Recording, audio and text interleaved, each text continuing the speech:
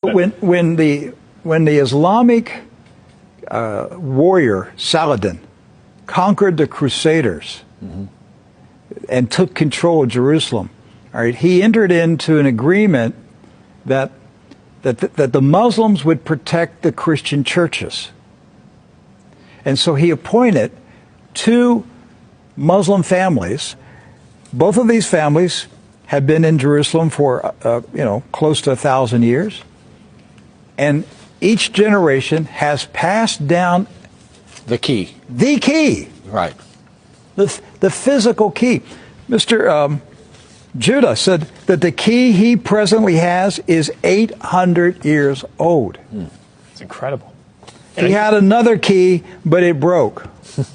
And this is a Muslim. I mean, yes. Adbi Judah is a Muslim. And he said it's a great honor for a Muslim to hold the key to the Church of the Holy Sepulchre, which is the most important church in Christendom. That's not disrespect. That's, we don't hear this in America. We don't hear, because what we have been told is Christian Americans, you should hate Muslims, you should kill Muslims. Because they're going to tear down all the churches yes. and basically just ransack them and everything else. But here we have two families that for nearly 1,000 years have actually been watching over Christian churches. That's right. So who planted into our minds here in America that we should hate and kill Muslims? Who planted that thought in our head? Because it came into our society after 9/11. That's correct. So 9/11 was a calculated, planned operation, and it changed everything in our country. And so we were saturated with media propaganda, which who owns the media in this country? So we were saturated with this media propaganda.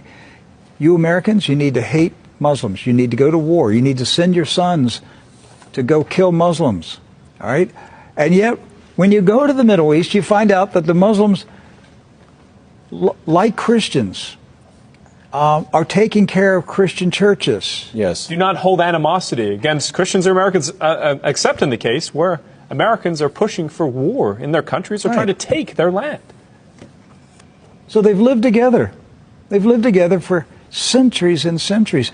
Jews, Christians, and Muslims have lived together for centuries. They were buying and selling. They were trading. They were doing business together. They were building houses next door to each other for centuries. And it didn't change until the Zionists came. Now, see, wait a minute. I thought Zionists are Jews.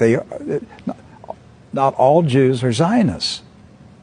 And not all Zionists are Jews. Right. Zionism is a political movement. Yes. Right. It's an ideology. Yes. Not an ethnicity. And so when the Zionists came to Jerusalem and Palestine, basically in the 1920s and 30s and 40s, right, they came to agitate. They came to infiltrate. They came to seize control. And so they formed paramilitary groups like Irgun. And that's where Ariel Sharon and Menachem Begin, and these guys were young terrorists. And so there's where the hatred started to come in. The fighting, the animosity, the bitterness. But it didn't start until the Zionists appeared. Jews, Muslims, and Christians were coexisting. Yes. That's right.